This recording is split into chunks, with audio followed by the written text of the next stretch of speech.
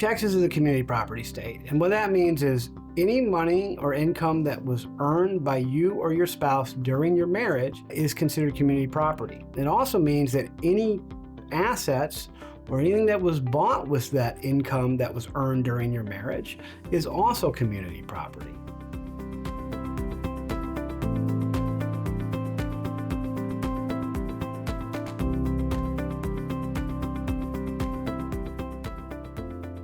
It's a common misconception in Texas, even among a lot of lawyers, that there is such a thing as community debts. There is no such thing.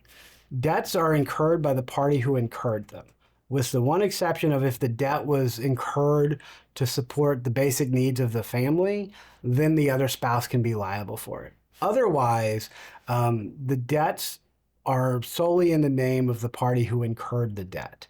Now, ultimately, though, when dividing up the marital estate, the court will take into account the amount of debt that both parties have accumulated during the marriage and adjust the division of the estate accordingly because of that.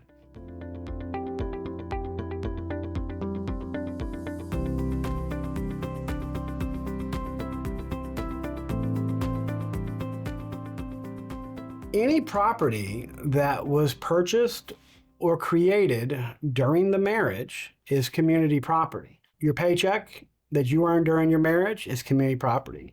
The funds that you take from your paycheck and deposit into your bank account, that's community property. The interest that you earn on those funds is community property. The interest that you earn on money that was actually money from before the marriage is also community property. Anything that you buy was community property is community property. If you sell a house that is community property and buy another house, that would also be community property. But it's also abstract things. If you started a business during the marriage, that would be considered community property. If you formed a corporation or created intellectual property, that would all be considered community property.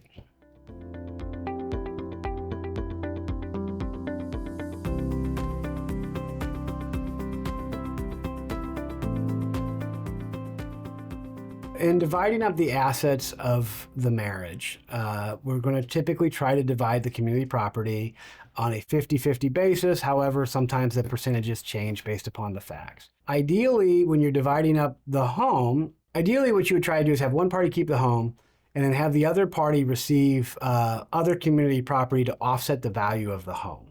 However, if there's not enough community property to offset the value of the home, in situations like that, the court may order that the house be sold. If they order that the house be sold, there'll be provisions set up for that. Sometimes the court will appoint a realtor, other times the parties will agree to a realtor, but the house will be sold and the proceeds from the sale of the home split between the parties.